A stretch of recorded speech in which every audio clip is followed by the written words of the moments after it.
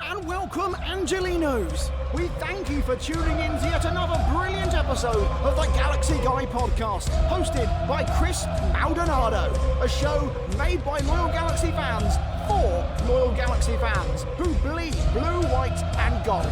So join us as we talk about the ins and outs, as well as the ups and downs of your favorite team, the one and only, the Los Angeles Galaxy. Hola y bienvenidos, Angelinos. Welcome back, Galaxy fans, to the Galaxy Guy podcast. Como siempre, I'm your host, Chris Maldonado, and today we will be talking about the LA Galaxy's 3-0 loss to the Portland Timbers in Portland.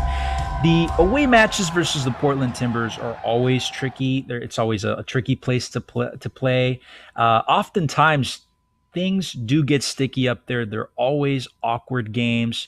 And boy, did they get sticky this time. And we'll be covering the lead up to the game. We'll be providing you in-depth analysis, a lot of post-game talk, stat breakdown. And as always, we'll talk about the good, the bad, and the ugly. And there was a lot of ugliness in this game, guys. You know that. The silver lining is there is a new signing that was announced this week. We will also be talking about him. So a lot of good information there. Expect to find out where he's going to be fitting into the team and how that's going to work. To talk about all of this, help us make sense of all of it, we have joining us the usual co-host, Mr. Matt Granger, the voice of reason. And also joining us tonight to provide us with some expert knowledge, we have the very talented sports reporter and MLS analyst, Mr. John Rojas. John, thank you for joining the show tonight. How are you doing, sir? Hey, Chris. Hi, Matt. Thanks for having me. I'm awesome. I'm just picking with my right eye on Nashville and Austin to close out with the weekend of games in MLS. We were talking about this earlier. I don't know how you do it. You're keeping up with the entire league, international soccer, South American leagues, sir. That's a lot of soccer information.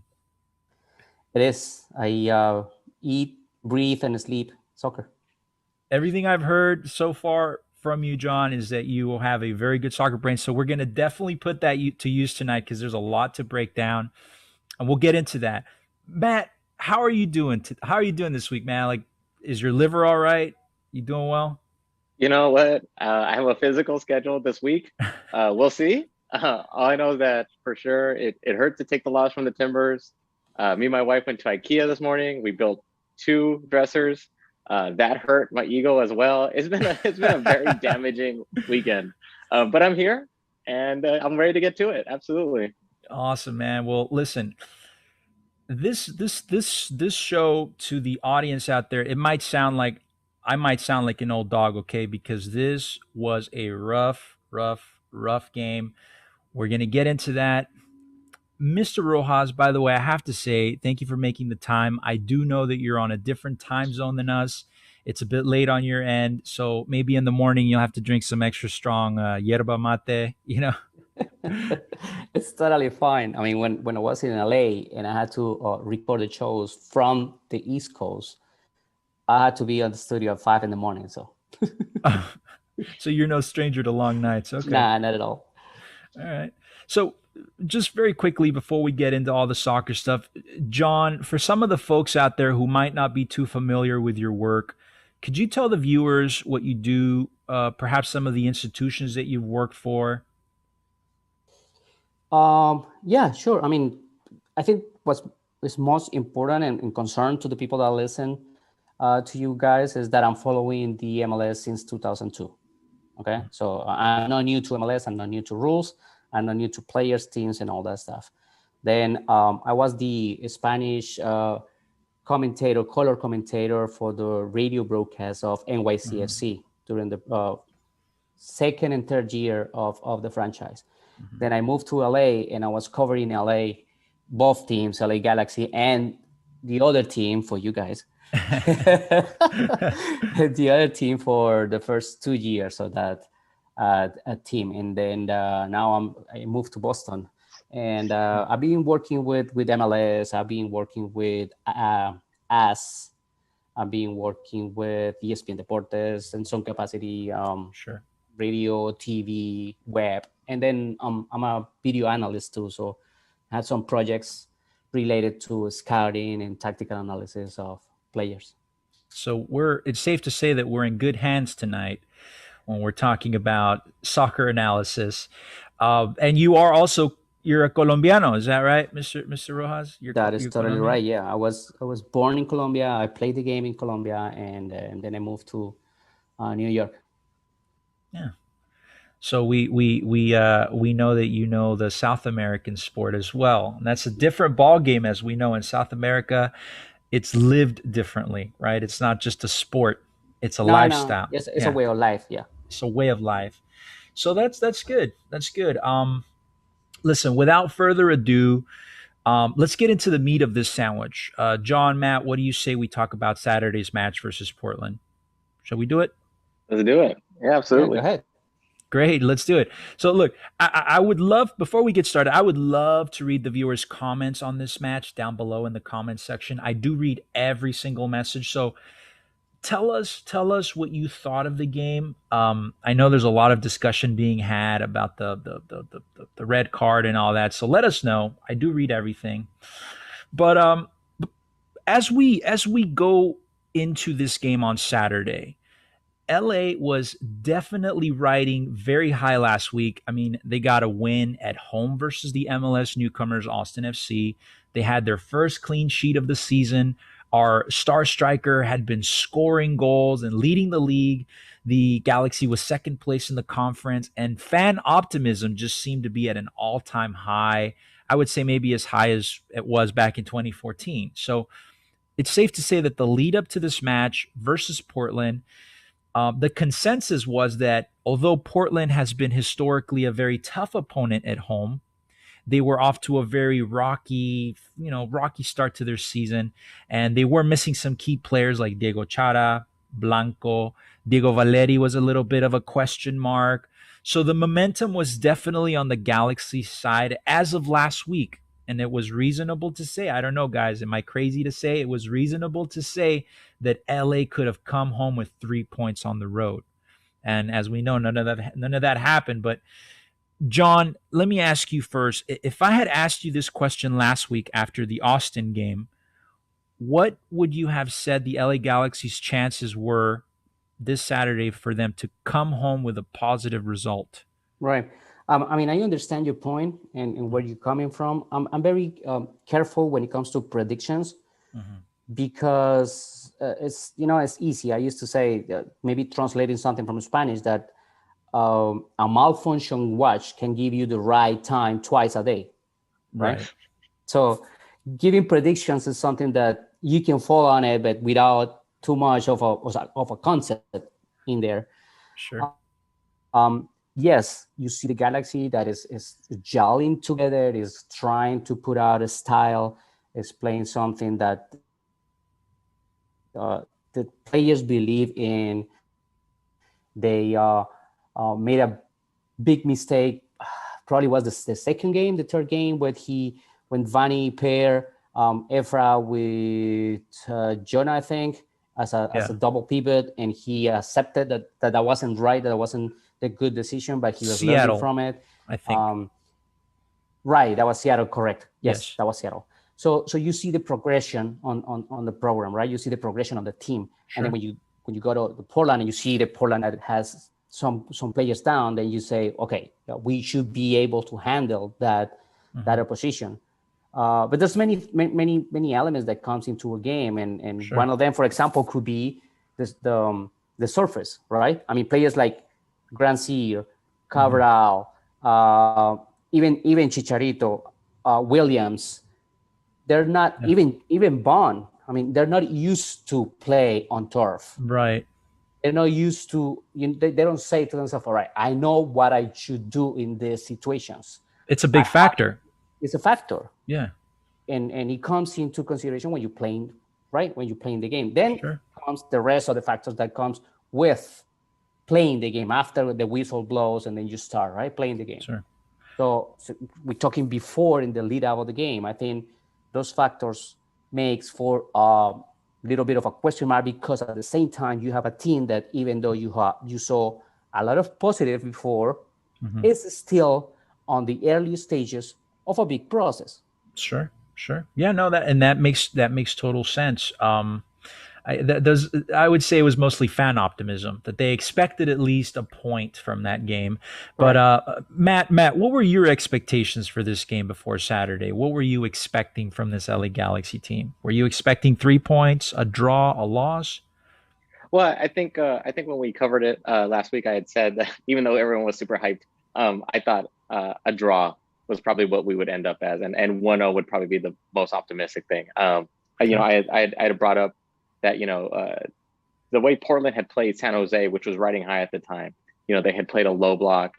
That people who wanted to see the Galaxy dominate possession, Portland was going to give them every chance they could to dominate the possession, which they did, and that Portland would ultimately look to be more efficient on the counter and would try to capitalize on Galaxy mistakes. And if the Galaxy were going to win this game, they were going to need to depend on the mids to be more creative than they had been. And I had said I didn't think they were going to get it done. So a draw was the way I thought it was going to go, and it Right. kind of seemed like it was maybe going to play itself out that way until the game inevitably unfolded the way it did.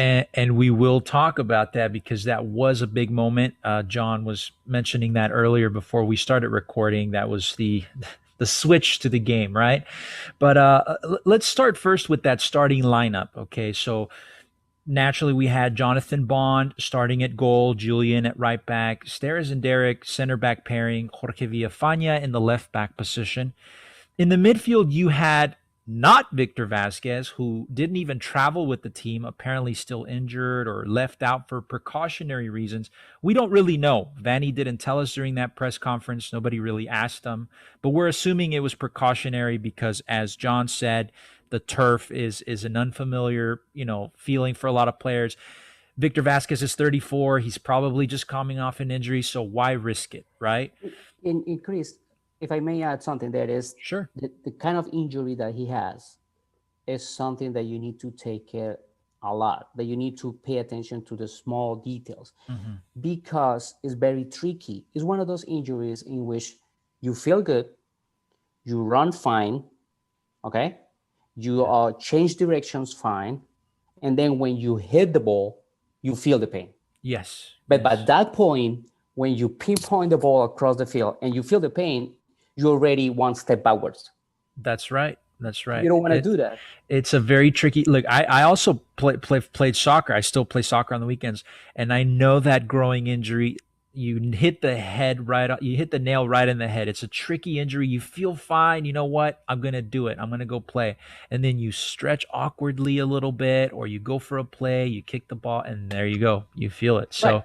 And what you require from Victor is basically that. I mean, that is his job to hold the ball, set the tempo, right? Absorb pressure, and then release to the spaces on the wings. So he's going to need probably, I don't know, between 10 and 15 times to cross that ball from the middle to one of the wings. And you need him on top form. You cannot risk him that way. So I think that was a smart decision. Let's hope it wasn't injury related. Let's hope it was just a precautionary thing. But it is, Chris. It is. I mean, Greg said it. I mean, he is coming back from the injury. So we're going to decide. I mean, he's working. He is taking steps forward on coming back. But we're going to take the decision on the last minute. And it's related to that injury. That's why he didn't travel. And it's a smart decision. Listen, it's a long season. You don't want to risk blowing Victor Vasquez on turf on an away match like that. So he was not in the lineup. In the midfield, we did have Sebastian Lletget and Jonathan Dos Santos, who, by the way, was on my show last week. So go check that video out. But you also had Efrain Alvarez in that sort of center attacking midfield role, which was actually his second start of the season.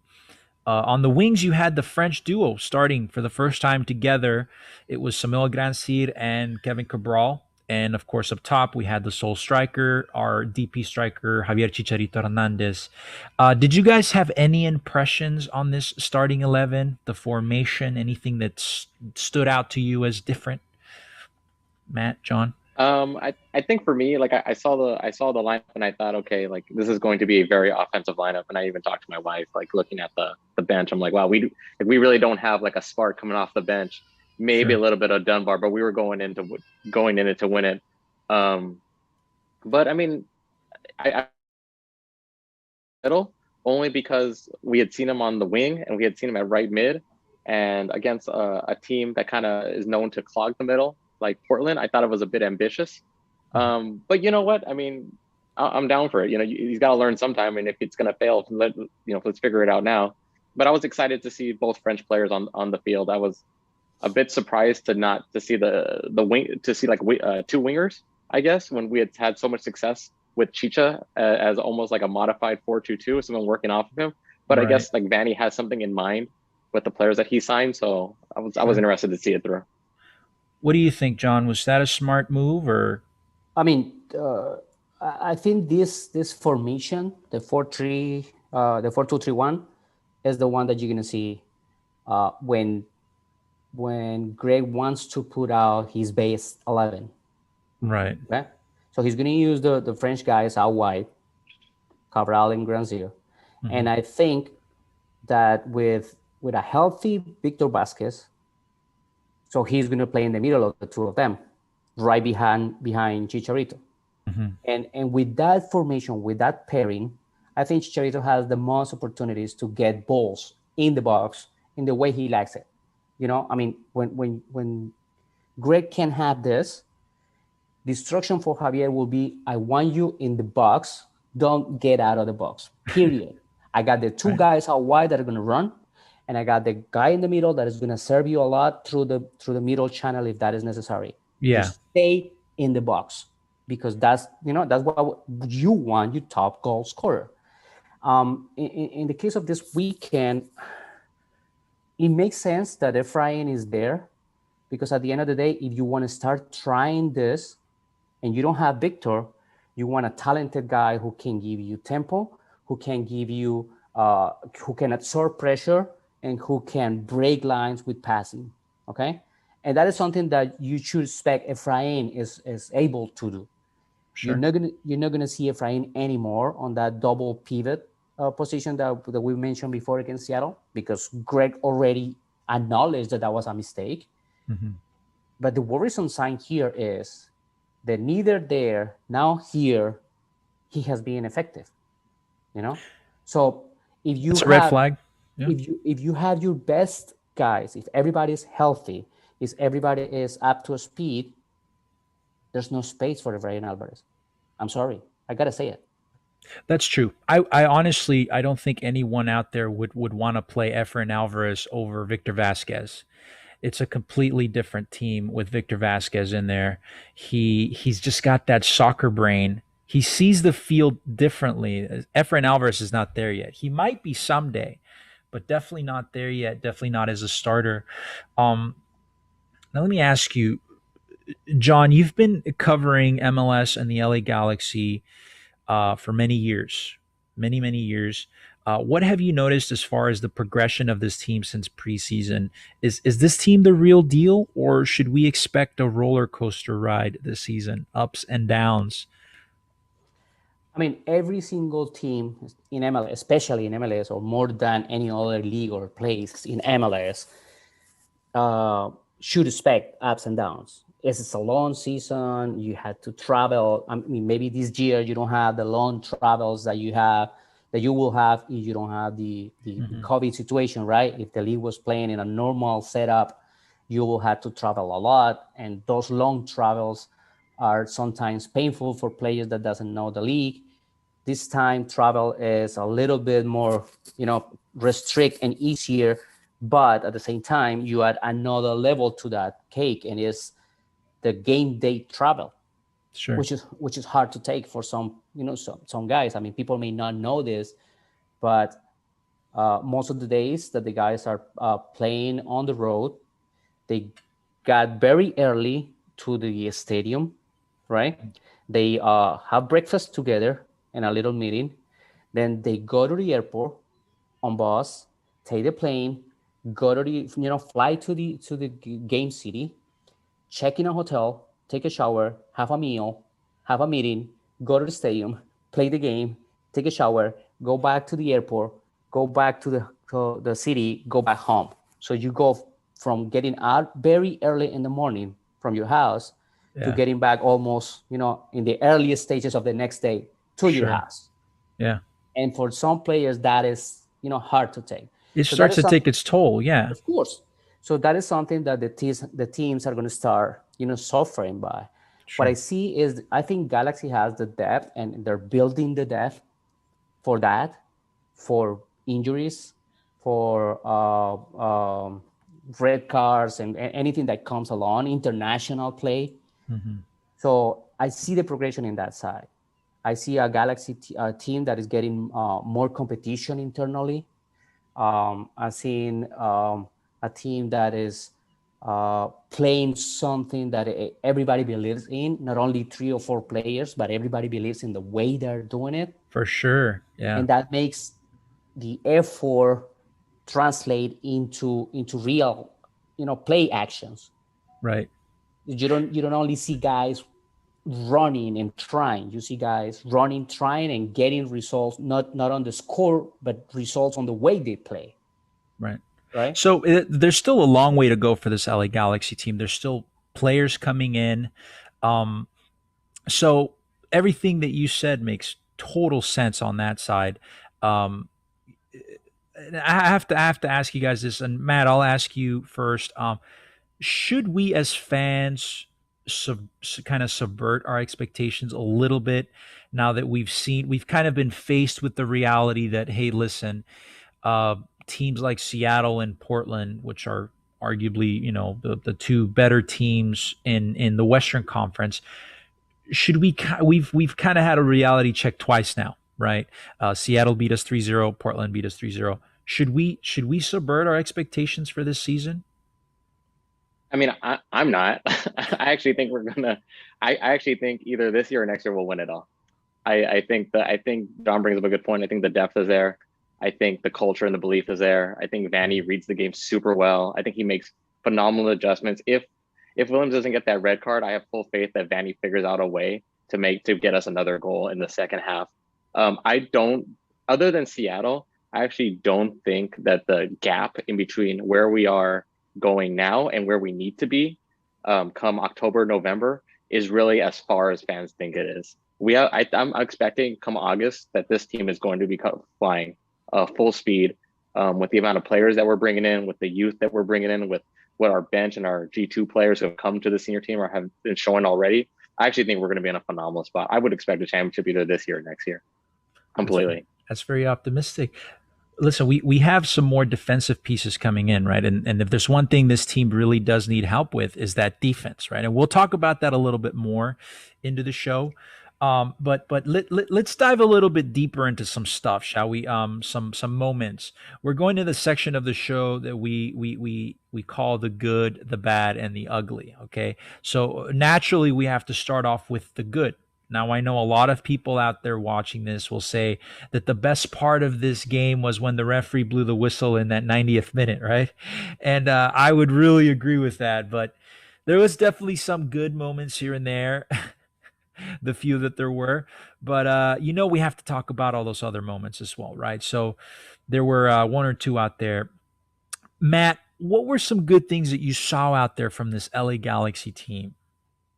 I think Bond continues to impress. It's almost like a broken record in that like every week we talk about how good Bond is, but he really is just like such a level above what we've been used to. He made some fantastic saves. He tried to organize the line as good as he can. He's very decisive. He's a good passer. I also thought like Julian, for what he could handle, had a fairly good game. Sure. But yeah, I think Jonathan Bond is just like a level above. He's a phenomenal goalkeeper. He's very athletic. If it wasn't for him, it could have easily been, 9-0, 8-0. Take your pick at that point. Right. John, was that one of your good moments? Were there any others for you? Yeah. I always focus more on the way of playing, and even without the result, I think the good things were there, especially, all through the game, because you can start with Galaxy had more of the possession on the first half before the standoff, right? Sure. And yes, that was by default because Portland wanted Galaxy to have the possession, correct? But as the other team that that is being allowed to have the ball, you maybe don't want it neither, right? And then you start seeing these games in which the ball just go back and forth like you playing tennis, right? Long balls and people running. But the Galaxy wanted that possession and kept building through it. Yes, there were mistakes on the build-up with the ball, but it's a cultural point. It's a cultural winning of your model of play. You want to give me the ball? Fine, give me the ball. I want the ball. So that's a good thing because you're building your process. Right. And in that same token, after the send-off, the substitutions and the character of the team was to keep playing. I mean, it was easy. You can sit down Chicharito and say, listen, you know what? You're playing on turf, right? I don't want to risk you. We're losing this game. We got one, we're playing with 10 men. Let's bunker. But no, that's a cultural point too. That's a way of building your model. We're going to play. It's going to cost us? Yes, maybe. But we're going to keep trying to play. And we're going to try to do better while we are trying to do here. We're not just going to throw everything out the window and then see the game as an individual piece and then try to get something out of this. No, let's try to build while we're building. And I think that is positive. 100%. I agree. That was, like you said, this team could have easily just gone completely defensive, try to salvage a point, right? In that second half, bring in a more of defensive lineup. They could have brought in Carlos Harvey in there to shore up that midfield. But they, like you said, they didn't, right? There was definitely a push all the way to the end. I mean, it wasn't as effective as it should have been, but some good things to take away. The LA Galaxy, for the second time this season, did outpossess their opponent. The one only other time the Galaxy had done that was for the season opener in the game against Miami. But every other game since then, the Galaxy had been outpossessed. This game, they had far more passes than the opponent, 542 to 505 from Portland. The pass success rate was pretty decent, 90%. It just overall, if you look at the numbers, the LA Galaxy didn't really play a terrible game. It wasn't good by any means, but it wasn't terrible. Right. I mean, the thing there, Chris, is just, again, is more of a concept, a cultural performance than whatever else. Mm-hmm. Because you were mentioning the possession. Yes, it's important that you have the ball. But first, what do you do with it? And where in the field do you have it? Right? Then the passing. Yes, you have a lot of passing. But where, in what section of the field are you using those passings? And between which players are you connecting with those passes? Because if you have 300 passes and 20 out of those 300 are between your two center backs, it means nothing. It means nothing. You're not building anything. You're not moving forward. You're not nothing, right? So that's the point. I mean, that's why I think that it's positive that the team try to play even in the hard and circumstances that wasn't in any way, shape, or form in their favor. Yeah. And I can agree with every single one of those points, as well as the point that Matt made. That was one of my biggest good takeaways from the match was Jonathan Bond, and Jonathan Bond. Really, the scoreline really doesn't reflect the work that Bond puts in during this match. In most of the matches that Jonathan Bond's played, because really the Galaxy's conceded 11 goals now. 5-6 games into the season, which doesn't look good on any goalkeeper, but that number doesn't reflect what we've seen, right? And like Matt said, the scoreline for this game could have easily been far worse had it not been for the individual efforts of Jonathan Bond. Five goals easily, right? I mean, you had that. He had 6 very solid saves. He does lead the league with 28 total, which, I guess if you want to see that as a good stat, you can see that as a good stat, or you can see it as a bad stat, but it's indicative to his goalkeeping skills that he has 28, right? Right, but more than that, Chris, it's a lot of other factors. I mean, his presence, right? His commanding presence. Sure. His ability with the ball on his feet. If you are going to build out of the back, you need a goalkeeper that is confident with the ball on his feet. Yes, he can have mistakes. Of course, everybody can, right? But if he is confident with the ball on his feet, then your center backs and your wingers are confident because he's gonna be able to put that ball out there, right? To Sure. me, not a 50-50 ball. So the way he commands the box, the way he closes the angles when he's facing a 1v1, those all elements that may not have anything to do with the saves, but they're telling you that you have a real good package goalkeeper. Yeah, and I agree. There really wasn't very many other good moments to talk about. So we'll go ahead and move on to the bad moments, right? Let's talk about the bad stuff about this game. Um, God knows, where do we begin? John Rojas, we'll start with you. Why don't you get us started here? What are some bad takeaways from this match? I mean, especially if you go back to the 11 versus 11, I think that is something that the Galaxy needs to pay attention to. And is if the opposition is going to give you the ball and you want the ball, you need to do something with that ball. And that means the ball has to move fast, right? Those passes has to be faster between players. You cannot have 2-3 touches before passing the ball. It has to be boom, boom, pass, pass, pass, pass, fast. And then guys, people have to be moving because that's the way that you're going to break a low block, right? Sure. The ball fast, the guys moving fast, creating kind of a havoc on that lower block. And that is something that the Galaxy couldn't do on this game. So, that's totally a necessary point of work because the more you create a way to play and the more you stick to that way, the more you're going to find teams that are going to play low blocks and they're going to try to break what you're trying to build. Absolutely. Very, and I'll talk about this a little bit further on because it's one of my other points. But it seemed to be that the midfield, there was a lack of creativity there. That's the other point. That's the other And, point. and I'm sorry with the Galaxy fans because I know Galaxy fans love the kid, but I'm sorry I had to say it because I read the game. The kid is not giving anything right now. I mean, I don't need a mech in a game, right, to say that the kid is giving me, no, he's trying. Yeah, maybe he's trying, but right. Then don't sell me the guy as the next number 10 that two national teams are fighting for because it's the big deal. Well, no, he's not showing he's the big deal because he's having opportunities and he's not showing it. 5 minutes, 10 minutes every 8 months is not enough. Sure. Absolutely. And we've talked about this, Matt. We've talked about this many times before regarding Efra and Alvarez, but I'll go ahead and ask Matt the same question. What did you see out there that was bad in this game? Something that stood out to you as the worst?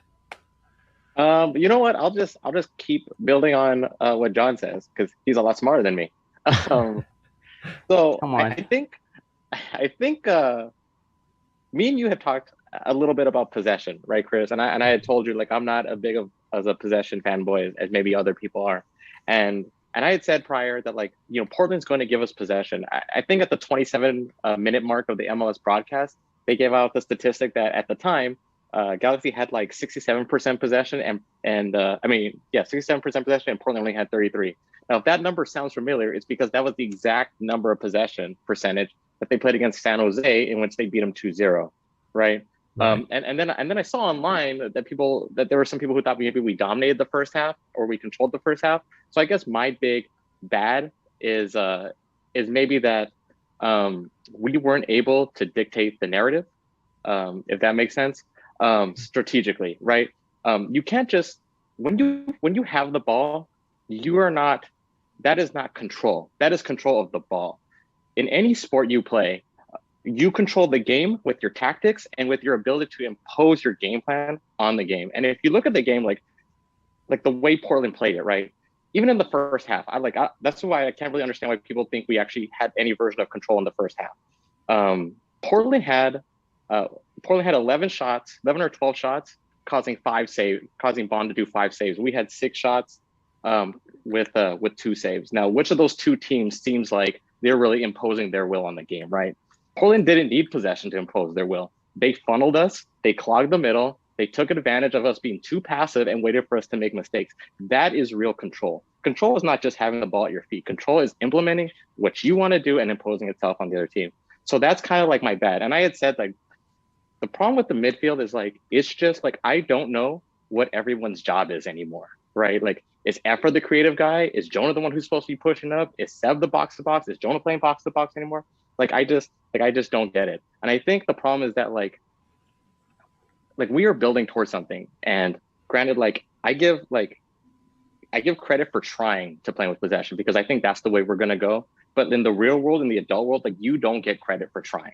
You need to succeed, right? And I think the problem is, like, because we're so young in what our in the strategy that we're trying to build, we maybe misinterpreted our ability to take space to go into our third as us succeeding. And, like, for history buffs out there, like, the same way that, like, Napoleon thought when he invaded Russia, that because he was taking territory, he was dictating the nature of the war, when he wasn't, right? Like, everyone who knows the way that turned out, like, they just drew him in and they crushed him because they took him away from his supply line. That was the same way the Galaxy kind of got played today, right? They drew us in, they outweighted us, and then when we made our mistake, they punished us on the back end. So I think my bad is the inability to dictate the narrative of the game. You have to have control in games like this. Yeah. Portland was missing like 5 or 6 players. This is the time to impose yourself on them. And we didn't. So that's my bad. And they were missing arguably the best center defensive midfielder in the league, in my opinion, who's Diego Chara. He's a phenomenal player. They didn't have him on the field. They didn't have Sebastian Blanco, so, and by the way, here at the Galaxy Guy podcast, we don't only talk soccer. You also get a history lesson here, courtesy of Matt Granger, who gave us the Napoleon analogy there, which is great. But, I agree. The midfield, it's kind of hard to identify what's going on. I think that will come as a solution with the new guy that we signed this week, right? He's a specific center defensive midfielder. That's going to be a defined role for us now.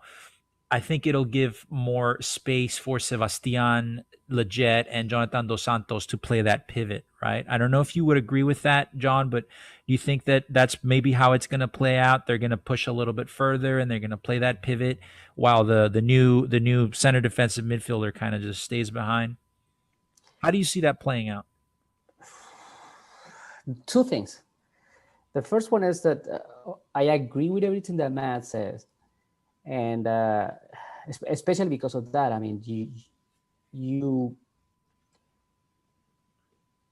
there's 2 ways to impose yourself, and what Portland did, because the thing with Portland is that they can adapt during the game to many moments. This is not a team that comes to a game with a game plan and maybe change when substitutions comes in or a halftime. No, this is a team that they can adapt during different moments of the game. They can play different styles. They can play, they can go all in. They can sit back. They can have the possession. But if they, they need to feel how is the game plan going. And what Galaxy did in that sense is, yes, going by their game plan, falling on their game plan, but not because they had the ball, not because they had the possession, but because they did not have the movement to make that possession effective. Okay, right. So you don't want to change the way you want to play because the other team is in a low block, sitting and giving you the possession. But you're gonna punish them because they give you the possession. All right. So okay, I don't want to fight. I don't need to fight for the possession because you're gonna give me the ball. Fine. Now you're gonna pay for it. Right. So that is the little, grain of salt that you're gonna see with this. And add to that you're talking about a team that is not totally well constructed right now. I mean, How many games did Efrain Alvarez play with Grandsir and with Cabral before? Right? True. So you need those movements in order to impose with the ball. But at the same time, you have guys that are only now getting used to each other, to movements, to sometimes in the field, you don't need to talk. You don't need to move. You need an eye contact, right? and I understand what you want, and I understand where do you want the ball. Well, these guys just met a couple of weeks ago, so And they don't even really speak the same language. they don't speak the same language. For example, yeah. I mean, Kevin doesn't speak any kind of English or Spanish, Yeah. right? Yeah. So Samuel too is just strictly French. Yeah. So, so in that sense, you need to give the process a little time and a little space and a little credit for trying what they need to try. Sure. Of course, it's a bad for the day, on the game, that they did nothing with the possession, but it has a reason. Spot on. And that's, you guys just kind of hit the nail on the head there. You can have the ball 100%, but if you're not doing anything with it, what's the point now? And now with Ryan, which is the new guy, what I see there is that he's going to be the pairing with Jonathan on the double. Think so? Really? Yeah. Okay. Because he is totally a center mid, right? He's a defensive midfielder for most of his career, and of course he's younger, right? Yeah. He still needs a lot. He has a lot to prove. So that's the guy that's going to complement Jonathan. And he looks very physical too. Of very course, physical. I mean French league, the French league, even League One, League Two, they're all physical. So in my way of seeing it, I mean, Greg may use them because he's going to have a lot of options there when everybody is healthy and up to speed. But in my way of seeing it, I think Jonathan and Ryan will play together. Leggett up top? No. I mean, Leggett if you don't have Victor Vasquez, then you put Seba in between Cabral and Grandsir. But if you have Victor, then Seba will need to fight for a spot. Oh, wow. Well, that's very interesting there, because otherwise you tell me. I mean, if we creating a 4-2-3-1, right? Sure. Your back four. I mean, Julian is playing fantastic. You got Steres, you got Williamson, you have Villafañe. You may change a little bit on the center back with the Pui. Maybe if the week is better for him, or training or whatever, then you're gonna play with two in front of that line. You have one guy that is young, that is international, that is a real center midfielder. He's there. You're not bringing an international guy to see him on the bench. So listen, John. That's big that you're saying that. And listen, you're breaking Matt's heart right now, because Matt is a big fan of Sebastian Leggett. And I'm too. So it's actually a good option, because I don't see Victor Vasquez playing 35 games, 90 minutes every single game. Yeah, for sure. I don't think so either. But do you think, real quickly before we move on to the next subject, do you think that maybe it could be Leggett and Ryan and then maybe Jonathan? I mean, that's kind of hard sell, right? Because he's a designated player, but then you change in the model. Right. You can actually do that. I mean, you can have Ryan in front of the line of 4, and then a line of 3 in which you have Seba, Jonah, and Victor, maybe. But then what you're going to do with Cabral and Grandsir and Chicharito? You had 3 up front that you have to have. Sure, yeah. Chicharito, Grandsir, and Cabral, right? That's 3. You had the line of 4. That's 7, right? Yeah. So you still have 2 more, right? Yeah. 3 more. Jonah? That's gonna be a very interesting thing to see there, John. And I'm glad you brought that up, because it's very interesting. It's that soccer brain we're talking about. But listen, John, I'm really glad you're here with us tonight for exactly that. And listen, because you analyze for a living. This is what you do. You have that eye. Can you help us tonight analyze those goals and help us make better sense of them? Look, really what I want to know is, tell us, who can we blame for those goals, John?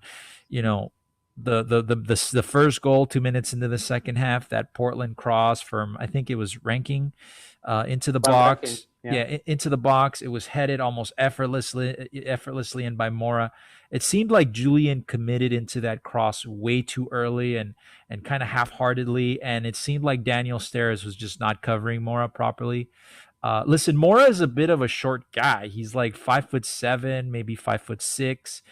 He definitely looks 2 inches shorter than he's listed, and Daniel Steres is a big guy, 6 foot plus, right? He should have won that aerial duel.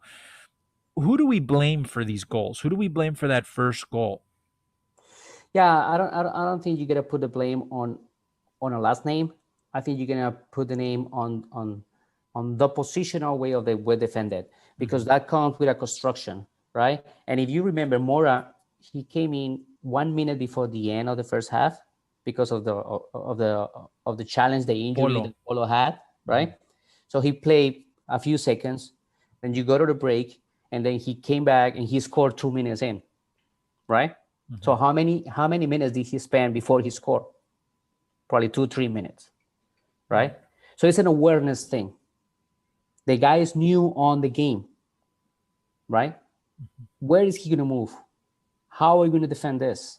And if you defend on a zonal marking in the box, then always the guy that is coming in has an advantage of you because you're flat. You're there. You're positioned there. You're not battling anybody, and he's coming in, right? He's going to either bump you into you, or he has the angle to get in front of you, ahead of you. And there is when small guys can win aerials duels, because they're coming in, not staying there, and attacking in a space that the center backs is not seeing. Sure. So that's why I don't see it. Yes, everybody can do. Most likely Daniel, had to be more proactive and reactive to that cross, but at the same time, it's just the setup, the defensive setup of the team needed to do better. Yeah, and that seemed to be the problem in that second goal. That play really did seem to go through the entire defense, and everyone seemed to be asleep on that. Sasha was beat too easily. I guess you could chop that up to age. And I want to know, and I'll get Matt's take on this first. That third goal, Matt, was it a penal? Fue penal or no fue penal? Was it a penalty or was that not a penalty? Was Steres at fault there? No Espanol, man. No penalty. It was egregious. I hated it. No, I mean, it is what it is. I mean, the game was a little bit gone. I don't think it was a penalty personally. I'm surprised that when they looked at it again, they still saw a penalty. I mean, what can you do? I mean, that's just what happens to the Galaxy, right? Like, I think everyone remembers the Shinyashiki penalty from 2 years ago, where people breathed on him and then all of a sudden he goes tumbling and it was a penalty, or even the no calls we get where Rolf Felcher got kicked in the forehead and somehow that still wasn't a penalty. So it's just par for the course for being a Galaxy fan in the MLS. But no, I don't think it was a penalty. Yeah, it was one of those plays in which basically, seeing a neutral from outside, you can say if he calls it fine, if he doesn't call it fine. I mean, he's not wrong with neither or two. And even Greg said it after the game. I mean, it was kind of confused for me. Maybe if I watch the replay, I may understand it better. But first thing with my naked eye, I don't know, maybe not. Yeah, but at the same time, what you can look at that goal is the team is already, the team is already out there, and they were trying to keep playing. They were trying to make things happen. So at some point, something like that will happen. A long ball, a mistake, a mistake on communication, something will happen because the team is already out there. It's putting out there. It's not just taking care of every moment. It's just trying to do something out there in the offense. Sure. Listen, we're still talking about the bad stuff, so definitely we have to talk about Derek Williams, right? To me, in my opinion, that Derek Williams tackle was the worst part of of this match. If we're talking about bad, this is the bad of the bad, right? Aside from being down a man, losing Derek Williams just before the first half was done, it forced Greg Vanney to readjust the entire game plan. It switched the entire formation. It just about changed the entire complexion of this team for an entire half, Listen, I'm a diehard Galaxy fan. I can be very biased in favor of this club and its players, but you also have to sometimes withdraw that bias, right? Especially when it's to call out something really bad or some really bad behavior. And in this case, that Derek Williams slide tackle was really, really bad behavior.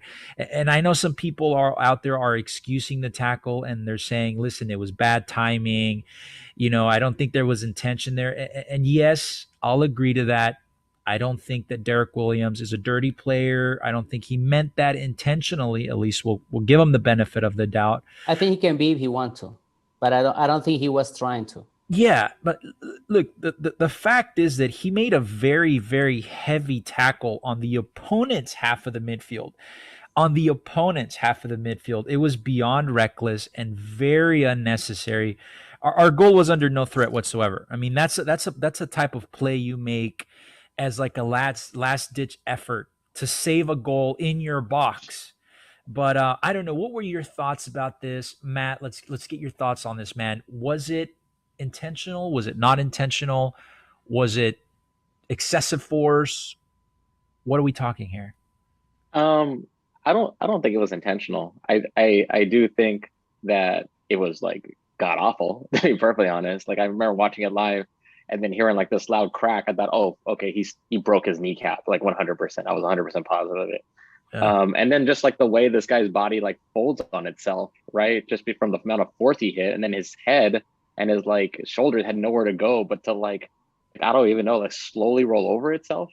It was ugly. Yeah. It was really bad. Like I'm not gonna come here and say like it was anything less than like horrific. It was a really, really bad tackle. And we haven't seen a lot of Derek Williams. I didn't follow him in the championship, but from the short amount we have seen, he likes to leave his feet. And it's just one of those things, right? Like you're going to live by the sword, you're going to die by the sword. And I think he just maybe got a little too reckless, maybe a little too confident.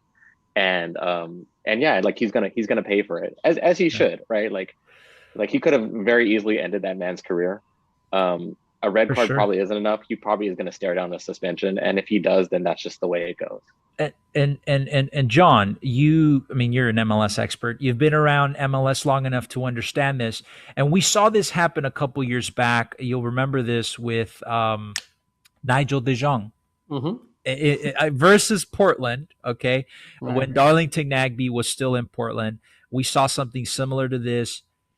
Do you believe that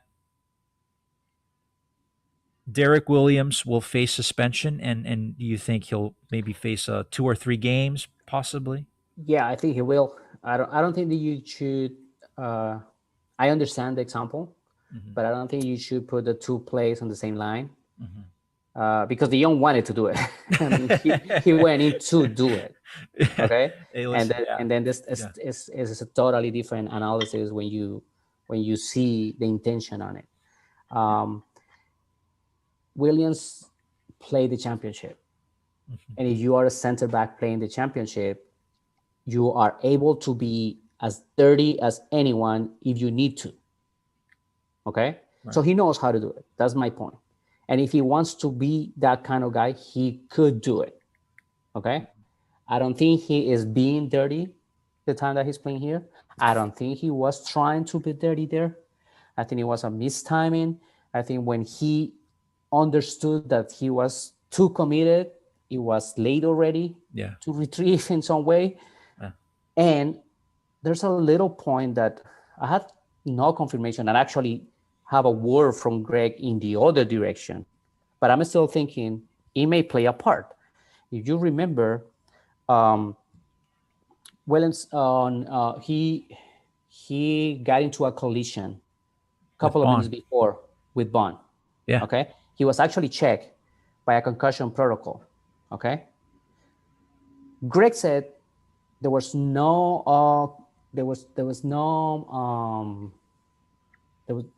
doubt that he was fine. There was no any concern. There were no concerns of Williams having any kind of concussions repercussion after that. But I mean, you never know. Concussions are tricky things. Sure. And even if you don't have any kind of symptoms, at least you may be slow thinking in the moment, right? I mean, he may feel the heat of the play totally different in the moment. Right. So you can add that to the elements of the situation, because what Matt says is totally right. I mean, there's no place in that field for that tackle. Why for? No need. I mean, you're not battling anything. It's not important. The plays, the moment, the play, the nothing. So something has to happen there to have that kind of tackle. And I know that, I mean, you see the face on the guy. I mean, Yeah. he understood that it wasn't right. Oh yeah, no, it was immediate. I mean, he didn't even. Most players will fight the red, even though they've done something bad. Williams just got up and Or started try to walking. explain himself or something. Yeah. He just gotta say, I guess to himself, he probably said, "What the heck I just did." Yeah. No, it was, and listen, when they kept replaying it, it just seemed to get worse, and as it happened, Taylor Twellman was just like, ooh, yeah, oh, that's a red, straight red. As soon as I saw it, I just said, that's a straight red. And there's definitely going to be a suspension there. Yeah, it will. I wouldn't be shocked if it's 2 or 3 games, that we see from this suspension. So he's definitely missing the San Jose game. And there's going to be the break, and he might not be Right. back that first or second game after the break. So Correct. we might have just seen Derek Williams play his last game for at least, I don't know, 2 months, maybe. Most likely. Most likely. And then remember that Grandsir, right? He was substituted 40th minute. with a little pain. Sacha Yeah. came in, right? Yeah. So you need to see what's the extension of that Right. injury for him. Yeah. Yeah, and well, we're diving right now into the ugly section of the game, where we talk about just what we thought was ugly about the team during this match.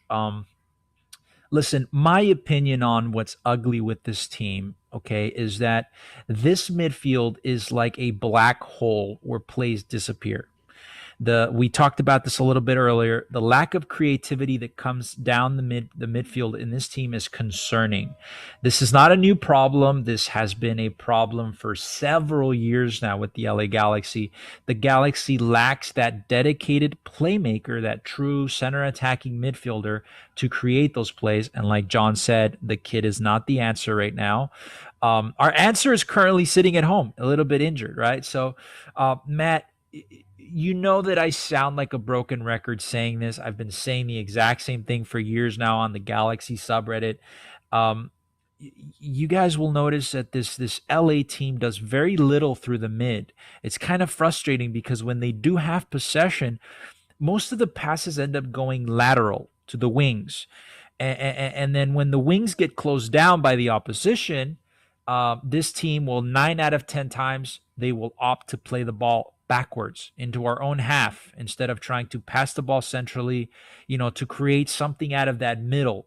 If you compare this LA Galaxy team to, say, I don't know, the Seattle Sounders, by the way, I watched the game earlier. The way the way that midfield Seattle creates chances, they create chances all through that midfield. It's amazing to watch. They lob the ball through the middle. They expertly thread the ball, filter passes right through the opponent's back line. It's very easy. They do it. They're experts at it. And that's what makes their offense dynamic and super dangerous. This LA Galaxy team will continue to be one-dimensional. They'll be easy to predict, and they'll be easy to shut down by MLS defenses as long as they don't create plays through that middle, right? So that's one of my ugly takes on that. What do you guys think? Is that maybe a problem that's going to get solved when Victor Vasquez is healthy? How do we go? Go ahead, how do we John. go for it? No, Matt, go ahead. Okay. Yeah. I feel like this is something I've brought up before. It's like the lack of creativity, the inconsistency of Sebastian Lletget. Sometimes he's a phenomenal playmaker. Sometimes he disappears, right? The inconsistency or maybe lack of development of where to put Efra and what he's going to do, right? The continual spiral and descent of Jono Dos Santos, the DP, to maybe Jono Dos Santos, the TAM, to maybe like Jono Dos Santos, not the Galaxy player. I just think that, given how much money we've spent in our midfield, the fact that we are relying on Victor Vasquez, who does a great job when he plays, to be our playmaker, is concerning because he's older, right? I think when me and you, Chris, were very hard on the Victor Vasquez signing because there was just a whole bunch of red flags, right? Like he had been at multiple teams, he hadn't been playing. He hadn't been getting time. He had multiple injuries, and he got here, and largely he changed our opinion because he plays very, very well. But one of our concerns was his age and his injuries and his inability to stay on the field, and that did obviously come out now, right? So we'll have to see how he handles coming back. But no, I mean, it's not even just offensively with the midfield. Like our midfield defensively is terrible too. We saw it in the Miami game. We saw it in the Red Bulls game. It's a little better when Harvey's in there, but there's not that commitment or belief to make Harvey into like a starter. So we're going to continue to be not creative going forward, and teams are going to continue to slice and dice us in transition, because we really don't have anyone who does anything in the midfield and like has any direct impact of the game. We don't funnel teams when they're coming at us, and we don't dictate pace or play when we go forward. I think you're spot on with the ugly take that you had. I mean, I was thinking while you guys were talking, and I was paying attention to the passing network too, looking at the passing network. The first thing came to mind is I had to do it in the way that I'm thinking it, but don't put in the same line Seattle Sounders and LA Galaxy. Not today. Okay? Not today. Huge difference. It's simple. I mean, that's a process. Those players are being together for years. That coach is being there for years. So things comes naturally, even they not having Lodeiro, even they don't having Jordan Morris. It looks like they don't even need him. It's natural because it's a process. The things comes out of the way that they're being working sessions to sessions and facing adversity together and all that. LA Galaxy is just reburning. It's just, I wouldn't say from the ground, but the way of playing itself is actually from scratch. Yeah. Because for the last couple of years, you weren't this kind of team. LA Galaxy was not the kind of team that wanted to have the ball and dictate the tempo. LA Galaxy was more reactive, had a different kind of players, so you got to adapt with the players that you have. Now you bring in players to adapt to the system and to the philosophy that you want to play. And in looking at the passing network, for example, in this game, it tells you that they're trying to do that, okay? If you play a lot through the wings, it's because you want good services at the end, right? Mm-hmm. If you want to play through the middle channel, it's because you have a created for there, someone that is going to pinpoint and is going to dictate how we're going to play there. And if you see, for example, this passing network, that is the lost link on the game. A lot of passing between Jonah, Daniel, Julian on the right side, and then if you go to the other side, you see a lot of Derek Williams when he was there with Villafañe, between Villafañe and Kevin Cabral, right? Some between Cabral and Seba. But then from there, I mean, there's no connection at all with Efrain. There's a small connection between Grandsir when he was there and Julian. And that has to do with the time playing together. It has to do with that. I mean, it comes with repetition. It's not going to come out of, the passport because they're good players and internationals, then per se, they're going to play well. And that is the job that Victor Vasquez is there to provide. I mean, that little connection, even if it is a simple pass, but it's just putting the pass from one side to the other. Mm-hmm. I agree with the concerns. And I saw it the same way when he was coming. I mean, I know the quality that he has, but his age and his injuries, those are red flags. You need a guy that stays on the field. Now, in the way that we talked before about introducing Ryan and giving more support to Jonah, that gives you a more fresh, clear, and maybe enjoyable Seba Beglet. So if you don't have Victor, Seba is there to do that and only that. I mean, my quality here is for this. So I don't have to be running like crazy and supporting this kid and doing this and doing that. My job is this. Right. I think that the best way to attack is having a good defensive setup. Okay. Sure. So if you had that setup, you're going to help those guys to be freely open to create. But That that makes a takes lot of time. sense. It does. So for the time being, our best option to kind of shore that up is Victor Vasquez. So we have to pray that Victor Vasquez legs hold up at least for a good portion of the season, and that he's able to play and be that player for us, because it doesn't seem like the Galaxy's really trying to buy a player to fill that spot. Victor Vasquez is going to be that guy. He's our starter if he's healthy. Yeah, I mean, and the organization has, anyways, the organization is supporting Efrain. Mm-hmm. And don't take that into, don't throw it to the trash right now and say, we already saw what we had to see and the kid is not going to help us. I mean, Greg may find ways, to push him, and he may have a really good game and his confidence comes up and then he start helping. I wouldn't say every single game, but he start helping with that role. Okay. Right. And with the confidence high and the team playing better together, then he jumps into that bus and take a step forward. But the thing is, you see a little progression on the kid. I mean, he is taking care of himself better. You see that on his shape. Physical. Yeah. He's working more. I mean, coaches are saying it. He's working a lot. He's taking care of himself.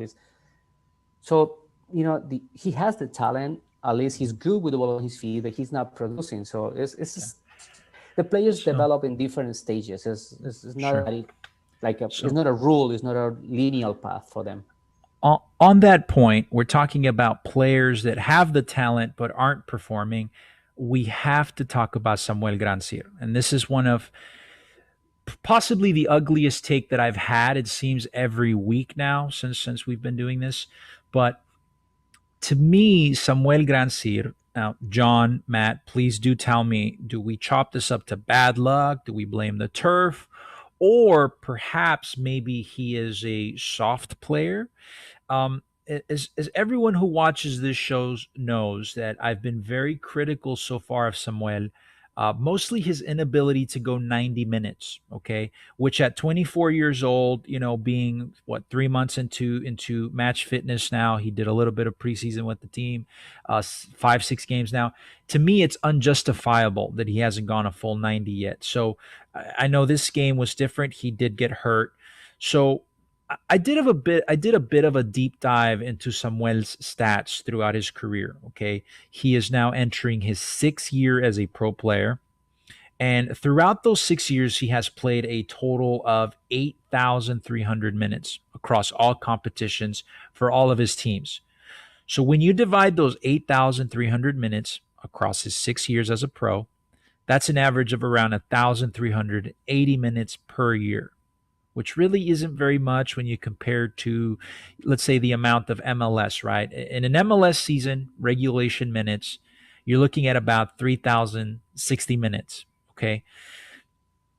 At his last season, Samuel Grandsir, he was in France still, out of 24 appearances that he made for his club, Stade Brest, he had a total of 24 appearances. Out of those 24, he was subbed in 7 times, and he was subbed out 15 times, which makes it a total of 22 substitutions for Samuel in 24 matches. It seems that he really isn't a full 90 type of guy, even when he plays a full season. Is that match fitness, or is he just a soft guy? It seems to me so far, from what I've seen so far, is that it might be a mentality thing. I don't know. Is there a different take? Have you guys seen anything different with Samuel? Matt, do you have something about that? Yeah, I'll go. I think I've described him prior as like player A when you start FIFA. He's like just a guy with like some just very plain stats that you don't really explain, that you don't really expect too much of. And Right. I think that's kind of the way he's been this season. I think like there are times when he looks good, but does he look like $1 million good? Like, no, clearly not. I think you talk about like how many minutes he does play or doesn't play. It kind of seems like this guy's going to end up being more of like a development project than a guy that we ended up signing to make a direct impact. And I'm like, he rolled his ankle. And I'm not even sure like we're really going to miss him really that much. Like, is he really like that much more impactful than like Dunbar? Like, I don't know. Maybe, probably not. Is his impact on the game really that much more impactful than like, I don't know, running Zubac up there as a partner than Chicha? Probably not. You know, like I said, he's just like a very forgettable player. And I'm sure like that I see what everyone else sees. There's flashes, there's moments, but like ultimately like there's just not enough, right? It's like having like A1 sauce but no steak. That's like Samuel Grandsir. There's just not enough substance behind what he's brought to the team so far. Yeah. Is he a soft player? I don't know. Is he a lazy player? I don't know. He had that party reputation before he got here. Right. But ultimately, he's not a productive player, and I Right. can say that pretty straightforward. That's my take on Samuel Grandsir, though. But you know, like I said, it's early. People have to get used to the MLS. Right. But like I said, I mean, we could be playing Dunbar there. That Right? I mean, we that could to be me, making other investments. And I think that's the frustrating part that I've heard from talking to other Galaxy fans is like this guy came in and was like gifted the starter spot, right? And we've had other players who've like put in more time, maybe have had better moments, maybe have actually gotten us direct goals, like Dunbar did against LAFC when he got that takeaway. And he just keeps getting starts, right? So we'll have to see how he ends up developing. Best case scenario, he comes on strong in the second half of the season. Worst case scenario, this signing ends up being what Pipo Gonzalez was to GBS, where maybe Vanny just ends up dying on that hill trying to make this guy into a starter. But I don't know. We'll see. That's my take. I mean, and that was a red flag to me. 24 appearances in his last season in France. 15 times he was subbed out. 7 times he was subbed in. You know, that's 22 matches where he was a substitute, essentially. You know, and it seems like he can't go full 90. So I don't know. John, do you have some different thoughts on this?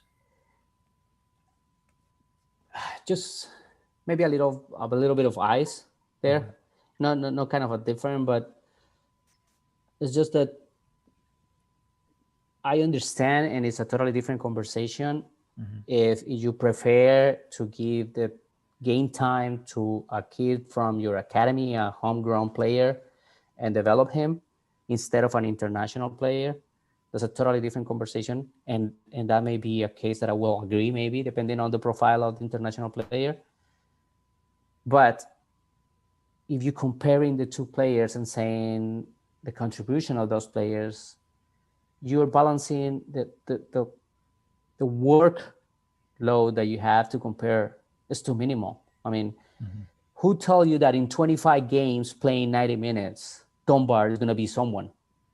You don't know. You know, you taking a concept of a guy that you saw with flashes here and there and providing this here and there and certain moments that mean something special. The rival, the minutes that he played, the day of the week that he played, the time of the day that he played, all that kind of stuff. Same thing applies to the international player.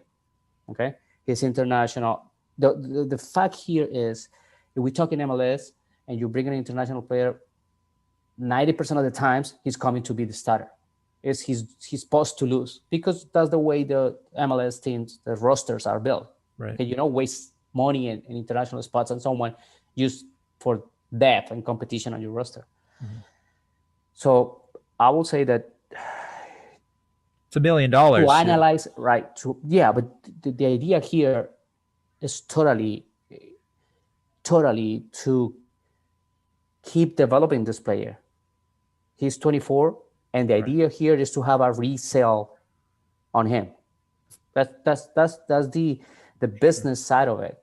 Otherwise, you're not paying that kind of money for that player. Sure. Okay? Sure. If you want that player to have a 7-year career in MLS, then you're playing that for a playmaker, right? Or for a top goal scorer. Yeah. Right? Yeah. So in that sense, I guess it's just a matter of time. You may be right with what you have right now, right? But I don't think it's enough to just say this guy is now condemned to not being a contributor, and and it's going to be the ugly scouting fail from the organization this year. Yeah. I can still give Samuel the benefit of the doubt, and I still will. I think that it's still very early. There's the language barrier, the adjustment that he has to make to the league. It's just some red flags that really trigger, my. And I guess as a Galaxy fan, the last 5 or 6 years, a lot of these signings, I don't know if it's se dice estoy mal acostumbrado, or I'm a little jaded because of these last couple signings. Like for example, Jurgen Shelvik. Okay, almost same thing. $1 million. He was just a complete bust. We've had a lot of bust in the last couple of years, so it's kind of a sore spot to me to see. Listen, but Chris, that happens. I mean, I was actually doing a full report, and the other team from your city, for all the praise that they get for scouting and getting right on players and on internationals and all that, I can give you 13 names that ended up being a flaw for them. 13 in how many years? 4, because this one is the 5th, right? Right. No, not even. This one is the 4th year. Yeah. So it happens. It happens. And LA Galaxy was trying to rebuild this. Yeah. Right. Yeah, and I'm not calling Samuel a flop yet, so we'll wait at least into the summer. We'll see how he does. Like Matt says, it might just be that the second half of the season he just absolutely murders it, right? But this is a special year too, Chris. I mean, especially with those guys, the international guys, sure. Especially coming from Europe, they had to stop training and playing once they signed the deal, and they're there waiting for the paperwork, waiting for the visa, waiting to travel, without doing anything. I mean, maybe running, maybe on a bike, but nothing that relates to those, the game fitness. Fitness, right? It's different. Yeah. And then you come to the new spot, new city, new everything. Everybody wants you. You have to do a lot of stuff, interviews and photos and blah, blah, blah, and then training. And and you understand that you're international, that you're going to play. So you had to play on Sunday because your quarantine finishes on Monday. So you had to play. Okay, I'm going to play. But I'm not that, I don't even feel confident. Yeah. I'm not, I want to do it. I know I want to prove myself. So, I mean, we'll kind of leave the Samuel Grandsir thing on that, but just very quickly, I mean, John, you were in that press conference. Vanny didn't really seem sure what the injury was. He said he thought he rolled his ankle. I'm assuming they evaluated him today, or maybe Monday morning. Let's hope that it's not bad. I mean, I'm as a soccer player, I've had a bunch of ankle injuries. I've rolled my ankles. I know that even if it's a simple roll, you're out for at least 2 weeks, 2 to 3 weeks. So, we'll see what happens with Samuel. But and the smart thing, Chris, is just shut him down. I mean, you don't need him. You don't need to push him this week to play on the weekend and then go on a break. Yeah. No. Yeah. Let him get the time to deal with that, to heal that ankle, and at the same time bump on his physical training and his adaptation, and and then you have the break. You work on the field with the guys, and then you bring him in. Use the break. Exactly. I agree with that. We have to move now to the section of the show where we talk about two individual players, okay? We first talk about who we thought was the worst player of the night. We have to do that. And then we talk about the MVP, right? But we'll start off with the bad. Matt, I'll get your take on this first. Who do you believe was the worst player for the LA Galaxy on the night versus Portland? I mean, who was the worst player? That's a tough one, right? That's a tough one. I mean, I got to say, like, Derek Williams, I guess, because he impacted the game so negatively. I think it's like the most straightforward one, but it's probably the most honest and accurate one. The game was over as soon as Derek hit that red card. We're not tenured enough as a team with this coach to have pulled off playing with 10 men.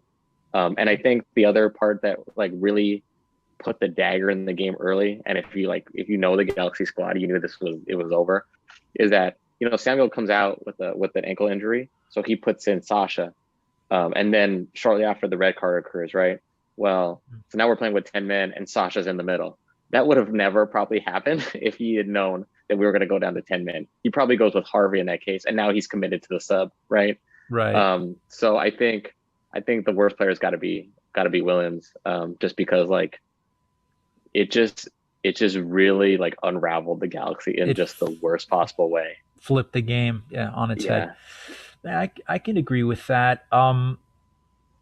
John, I'll get yours next, but just before that, I'll give mine. I honestly thought that Javier Chicharito Hernandez had a very, very silent night. He went full 90, okay, 0 total shots on the night. None were on goal. None were, I mean, not even close, right? 0 total shots for your designated player. He had a very few total touches. I think he had around 40 the entire game. I'll go ahead and say that he had the worst night because the expectations on Chicharito are higher than anyone else on the team, right? He's the highest paid DP. He's the leader up top. He has to be our guy. So, I think that in moments like this, when the team kind of falls apart, you have a red card, things aren't going well. This is when you need your guy to step up the most, And I mean, he's the league's top goal scorer. He needs to be that guy, and he really wasn't. It just felt like he was very isolated, very silent night. So I kind of have to be, the guy to say it. But I thought Javier Chicharito Hernandez had the roughest night. John, who did you think was the guy who deserved that honor of having the worst night? I said it all along. It has to be Efrain because he had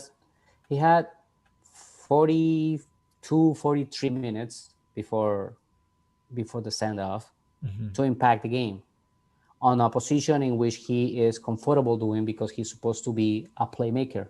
Right. Okay. And in a position in which if he gives me 2 breaking line passes, he's going to put Chicharito against the goalkeeper 1v1, right? That's his job. Right.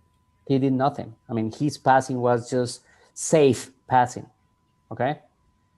So if you go back to the 11 against 11 game, that is the guy that has to impact the game because his mobility, his quick passing is the one that's going to help me break that lower block. He wasn't there. Okay, and he wasn't there that night, and he wasn't there the other night, and that is why I don't see it. I mean, you Chris were talking about Javier, but what do you need to score goals? You need the ball. You need the ball service, yeah. You need the ball. And Efren had 26 total touches on the night. That's so little. I mean, I think Jonathan Bond had more touches on the ball than Efren Alvarez did. And not only that, I mean, look at those touches. Yeah. They were all safe passing. They were all lateral. They were all to the closest guy. It was just safe, Okay. So, that makes sense. That's why you're there. Yeah.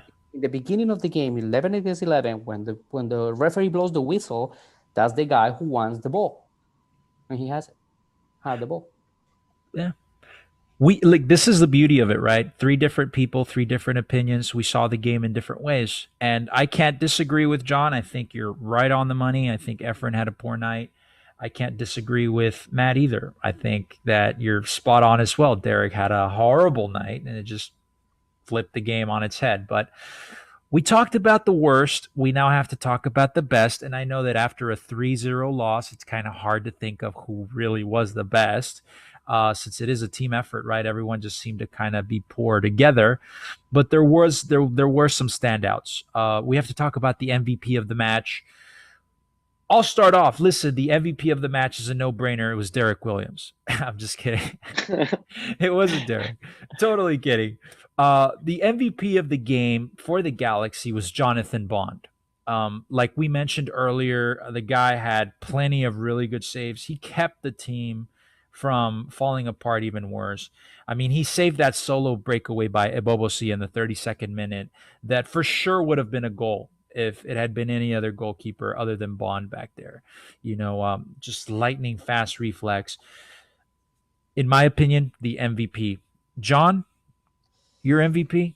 Yeah, no, I'm with you. I'm with you with Bond, but I really want to add Julian Araujo. If you see him, I mean, One, because of the progression that he's having. He's little by little playing better and being better, especially on that fullback position, Sure. which is another something, because Greg accepted too that was a mistake using him too high on the field, that he's losing half of his qualities, and that wasn't working that well. But on that position, on his position, he is progressing a lot. And then if you go straight by the game, he was one of the guys with more passing. And not only that, but he was connecting with everybody around him. I mean, his passing line with Daniel Steres, with Jonah, with Grandsir when he was there, even with Javier, was there. I mean, you can see the connection. So he was trying to connect with everybody, and that creates breaking passing lines, moving ball forward, and being present on the game. And I think that's important. Absolutely. I think Julian Araujo had a good night, and he's been having really good games since that LAFC game. So I can agree with that as well. Matt, who was your MVP of the match, brother? You know what? I think you guys both nailed it. If I said anything about either player, it would just be rehashing it. I think you're both right. I think they both had phenomenal games. Jonathan Bond. Zubak for his effort. He doesn't. Zubak just for trying. That's my MVP. Zubak just for trying. He gets what do they call it? Participation trophy. He gets the participation trophy. He's got to take it from LAFC, but he's got it. Absolutely. But listen, I think that pretty much covers just about everything from this game. We talked about the big moments. We did some breakdown of the goals there. We did run a little bit longer than usual, but John, there was a lot of information there. I talk a lot. No. Listen, dude. It's one thing is to talk a lot. Another is to have that much knowledge and information to talk about. So it's very much appreciated.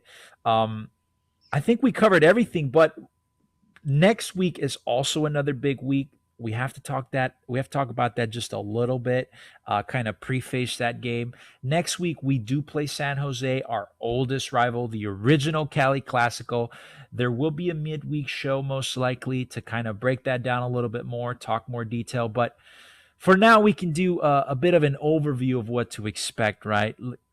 Listen, San Jose right now is kind of the textbook definition of average, right? They're not bad, but they're also not good. They have 11 total goals scored, and they've conceded 11. So their goal differential is 0, right? They are sitting 7th in the Western Conference. They're just at that last playoff spot with 9 points. They've won 3 games, and they've lost 4. That's average. That doesn't stand out as a team that's on fire, right? And it's just, I don't know. San Jose games are always tough, but we're playing them at home. So let's expect that the Galaxy shows up ready to win this game. The total record against San Jose is 39 wins for LA and 17 draws, 31 losses for LA. So we still have that upper hand, The last Cali Classico was a terrible loss for San Jose. It was a terrible loss for us from San Jose. If you guys will recall that it was October 2020, when San Jose came to Dignity Health Sports Park and they beat us 4-0. So there's definitely a bone to pick there, right? There's a thorn on our side that we have to pluck out, because that 4-0 loss last season really it stung really bad. So I don't know. How do you see this? John, we'll get your take on it, because I know you follow San Jose as well as all the other teams. How do you see this matchup playing out? Do you think San Jose comes and they surprise the Galaxy, or do you think the Galaxy kind of has a chance here? It may happen, it may not. I mean, Galaxy needs to show that progression. And Galaxy needs to show that I agree, with an average team, they need to impose themselves. That's the truth. Right. Now that the Quakes have the ability to come in and just break into the party and make their own, I think they could. They can do that, but they're not going through a good moment right now. They're having a rough patch. Yeah. They're not scoring that much. They're creating opportunities. And what they have right now is hard to resolve, because it's more mental than anything. Mm-hmm. Mental in the sense of being on the game, and mental on the sense of the hard things that they had to do with the model that they play. When you play that kind of model, you had to be in mentally 90 minutes, because 1 second that you're not, and you're messing with the whole system. So the space that you're not covering is a huge opportunity for the opposition. And every time they're not scoring because they're missing an opportunity that they create, they're being punished. That's the way they're losing these 3 games. They create an opportunity, they miss it, the rival comes in, score right away, 2 minutes in. So that's the way they're losing the games. I think Galaxy needs to show the progression, keep building to that model that they want to play, have the ball, have the possession, use it, being faster with that possession, moving a lot of the pieces, and of course, take every single opportunity that they can. Absolutely. Matt, I have to ask you the same thing. How do you see this game playing out for the Galaxy? San Jose, obviously, our biggest rival, Cali Classico Originals. This could potentially be the second to last time that we ever see Chris Wondolowski play at our house. What do you think, Matt? Do we give Chris Wondolowski an early retirement, or do you think San Jose can come in here and spoil the party? Well, I think John hit the nail on the head tactically, for sure. I think, they play fast. They try to get into transition. They create a lot of opportunities. But that ultimately leads to some recklessness. So the teams that have done very well against San Jose have been teams that are organized and disciplined. I think we can be that way. I think when we've won, we've looked that way. We're going to have a couple of roster issues, obviously, because of injuries, because of suspensions. But I think we'll do well. But it's like John said, like the Galaxy have to control the narrative of play, right? They have to be able to impose what they want their game plan to be, and they have to show that they can learn from their mistakes and progress on. And I think the biggest thing I'll be looking for, at least, is the chemistry between Cabral and Chicha. And I'll probably get flamed for this one, for sure, because it's too early to tell. But I think that Vanny is going to have to coach Cabral into understanding the dynamic of MLS and like what Chicha's role is within this team, right? I think, and granted, like I haven't seen Cabral that much, but Cabral strikes me as like, and this is not like in terms of their skill set, but more their mentality. He's more like of a Cristiano Ronaldo type winger, where he's looking to get his. He was very direct with his ambitions to score. Mm-hmm. And Chicha's very good at poaching. He had 7 prior to the last game. He had 7 goals in 5 games.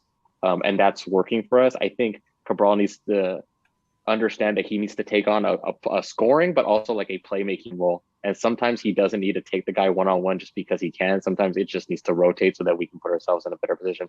And then he needs to like understand, like in the MLS, the expectation is that you're going to get back. We can't have Chicha and Cabral both jogging back because they both believe they're that type of player.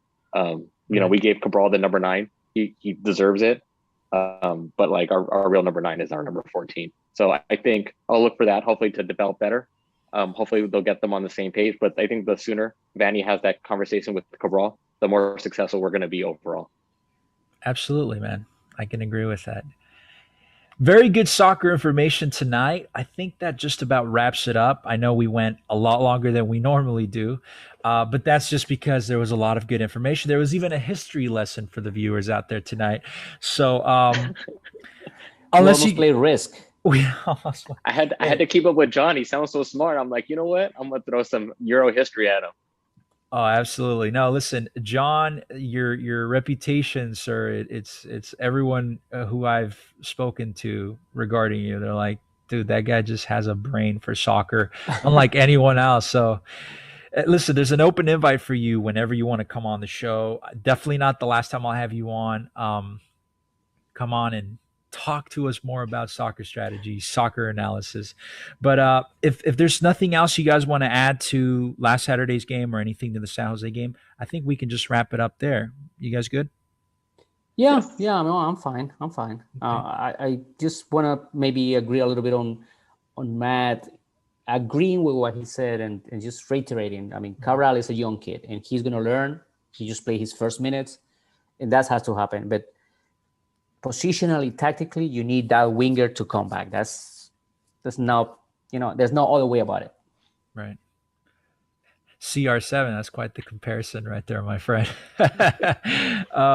Yeah, listen, uh, John, where can people find you? Social media, where can they find your work? Yeah, I only and exclusively use Twitter because it's the easiest way, and I don't want to use anything else. I mean, my time is already consumed. So J Rojas 875, that is on Twitter. Absolutely. Listen, we'll have to get you on Instagram and Discord eventually. No, I'm on Clubhouse, and I use it at the beginning a lot because of the novelty of it.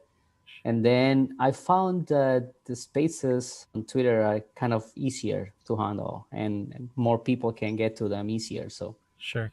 I'll do it here and there, but I stick with Twitter. All righty.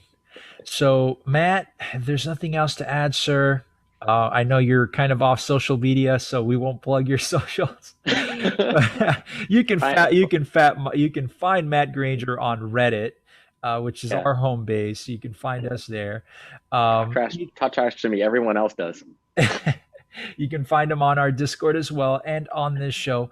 But from myself, Chris Maldonado, from the Galaxy Guy podcast, from my wonderful co-host, Matt Granger, and our wonderful guest tonight, MLS expert, soccer analyst, and reporter, Mr. John Rojas himself, we'd like to thank you for tuning in and viewing. I just want to remind everyone, if you like what you see, give us a quick subscribe. We're almost to 1,000, so let's make it to 1,000 and let's call it a celebration, right?